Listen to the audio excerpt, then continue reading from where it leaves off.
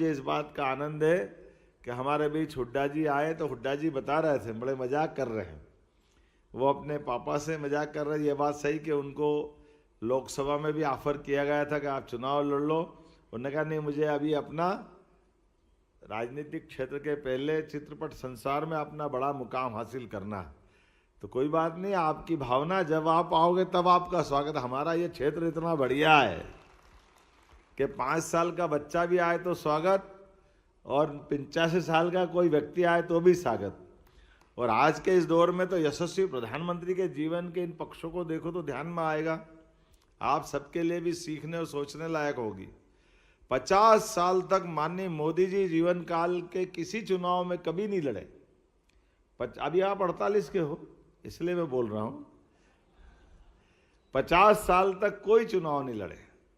और ये भी बात सही है, आजादी के बाद कोई ऐसा नेता नहीं है जो चुनाव लड़े पहला और सीधा मुख्यमंत्री बने। ये भी नरेंद्र मोदी जी के नाम पर रिकॉर्ड है। और दूसरा चुनाव लड़े फिर मुख्यमंत्री, तीसरा चुनाव लड़े फिर मुख्यमंत्री, और चौथा चुनाव तो बड़े कलेजे वाली बात थी। आजादी के बाद ये भी एक बड़ा रिकॉर्ड बना है, उत्तर प्रदेश की धरती पर विरोधी विचारधारा की सरकार के बीच नरेंद्र मोदी जी अपनी सरकार बनाने के लिए जब आगे बढ़ते हैं तो लोग उनको समझाते हैं कि आप थोड़ा जल्दी नहीं हो जाएगी, पहले भी कई लोग आए, पहले आप अपनी पार्टी को जिता दो, बाद में उपचुनाव में बन जाना। लेकिन मोदी जी ने कहा नहीं, मैं स्वयं भी चुनाव लड़ूंगा, मेरी पार्टी भी चुनाव लड़ाएगी, और अपने अकेले बलबूते पर दिल्ली की सरकार भी बनेगी। और बना के बताई उनने, ये बड़ा चमत्कार किया जो आज तक इतने बड़े राजनीतिक सफर में आजादी के बाद से भारतीय जनता पार्टी के किसी एक ऐसी व्यवस्था से, क्योंकि हमारी सरकार तो 3 बार माननीय स्वर्गीय भारत रत्न अटल बिहारी वाजपेयी जी के नेतृत्व में बन चुकी थी, लेकिन वो 24 दलों को मिला के बनाई थी, पता नहीं कितने प्रकार की है। मैं तो एक छोटी सी जानकारी देता हूँ, बड़ी अटपटी भी है, कि वो 24 दलों को मिला के बनाते तो कितना कठिन जाता है। हमारे लिए बिच्छू की एक उसकी घटना जुड़ती है, बिच्छू की कहानी, बिच्छू के जीवन से, कि बिच्छू के जीवन का एक कठोर, थोड़ा आज तो राता पानी है इसलिए आज यही चलने दो। आपको विश्वास जी, बिच्छू की मादा अपने बच्चे जब देती है, उसका जीवन का एक कठोर सत्य है कि वो सारे बच्चों को पीठ पे बिठा लेती है। और पता नहीं परमात्मा की कोई लीला है कि वो उसको कोई दूध नहीं होता कि वो दूध पिला सके बच्चों को, तो वो मादा अपनी बच्चों को लेके घूमती रहती है, और बच्चों को ये मालूम नहीं कि खाएं क्या, तो वो माँ को ही खाते रहते हैं। 1 महीने 1.25 महीने तक वो धीरे धीरे बच्चे अपने सने सने बड़े होते रहते हैं। और एक दिन ऐसा आता कि माँ का ढांचा रह जाता, वो सब खा जाते, तो वो माँ मर जाती, बच्चे बिखर जाते, अगली बार फिर ऐसे संसार के लिए आगे निकल जाते।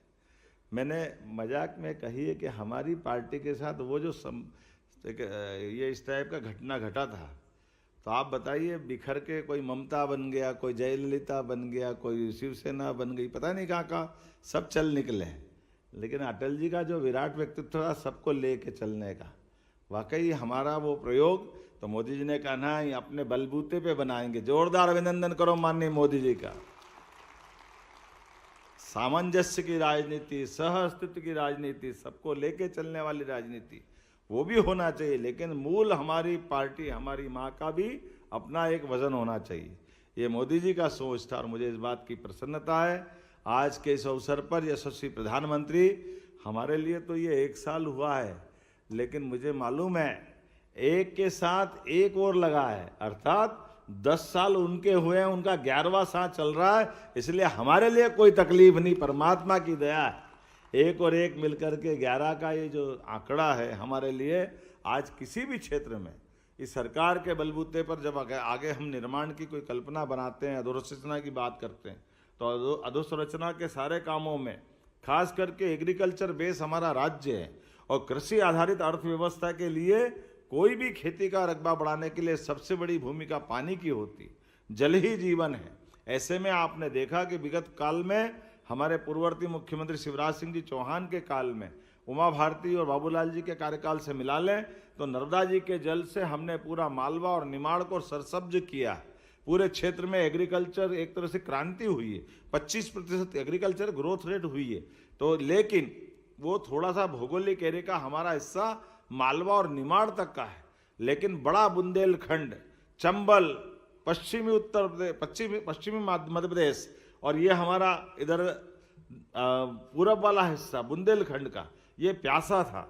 मुझे इस बात की खुशी है, इसी कार्यकाल में नदी जोड़ो दो बड़े अभियान के माध्यम से पूरा मध्य प्रदेश 1 लाख करोड़ की नई योजना तो केन बेतवा माननीय मोदी जी ने मंजूर की है। ये मध्य प्रदेश को सबसे बड़ी सौगात।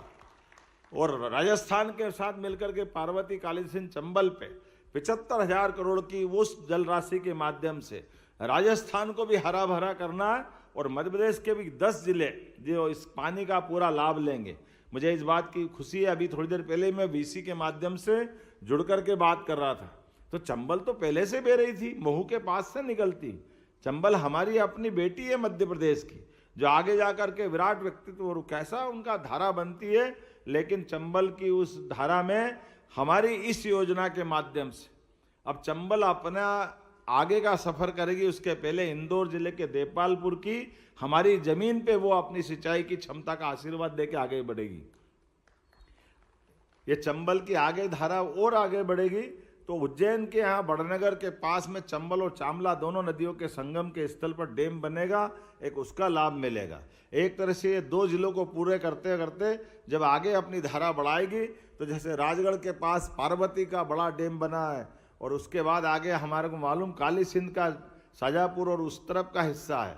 ये सारे के सारे हिस्से से हमारा शाजापुर, राजगढ़, शिवपुरी, गुना, उधर से आप नीचे चले आओ श्योपुर, मुरैना, आगर, उज्जैन, पीने का पानी, सिंचाई का पानी, ये पूरा इलाका एक साथ आनंद के साथ नए दौर में पहुंचने वाला है। मुझे इस बात की प्रसन्नता है। अपनी सरकार का सबसे बड़ा एक निर्णय मुझे ध्यान में आता है कि जब पानी मिल जाए तो हमारा पलायन रुकता है।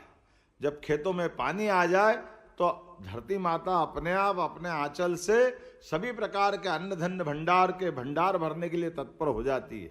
तो सच्चे अर्थों में हमने तय किया है कि चंबल और बुंदेलखंड का जो बेल्ट है, जिसके कारण से हमारे अपने मध्य प्रदेश में कहीं ना कहीं आर्थिक विपन्नता की स्थिति है, तो विपन्नता से संपन्नता का मार्ग सिंचाई की क्षमता बढ़ाने से आता है। और सिंचाई की क्षमता का संकल्प परमात्मा की दया से 1 साल के अंदर पूरा हो रहा है। इसलिए अपने इस पूरे अभियान का एक तरह से समापन का जो 25 तारीख का स्वर्गीय भारत रत्न अटल बिहारी वाजपेयी जी की जो जन्म जयंती आएगी और इस संयोग से इस बार उनकी जन्म जयंती 100वीं जयंती के साथ जुड़ेगी। ये 100 वर्ष उनके पूरे हो रहे हैं, तो 100 वर्ष को ऐतिहासिक बनाने के लिए स्वयं नरेंद्र मोदी जी, हमारे माननीय प्रधानमंत्री जी हमारी मध्य प्रदेश की धरती पर आकर के आशीर्वाद देकर के पूरे आयोजन के हिस्सेदार बनेंगे। मैं उनका स्वागत करता हूं, अभिनंदन करता हूं। इसलिए आज के इस विरासत से विकास की ओर बढ़ते कदम के आधार पर हम सब संकल्प करें, हमारे प्रदेश के एक एक नागरिक के जीवन में बेहतरी के लिए, एक एक युवा की जिंदगी में उसके सपनों के सारे सच होने वाले अध्याय लिखने की कहानी के लिए हम और आप मिलें। बच्चे जिस दिशा में आगे बढ़ना चाहे मध्य प्रदेश के, अब उनको बाहर जाकर के उनके अपने हाथों में हुनर और होने के बाद काम मांगने की जरूरत नहीं पड़ेगी।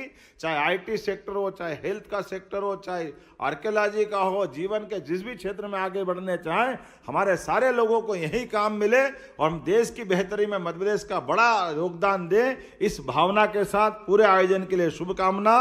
बहुत बहुत धन्यवाद। भारत माता की जय।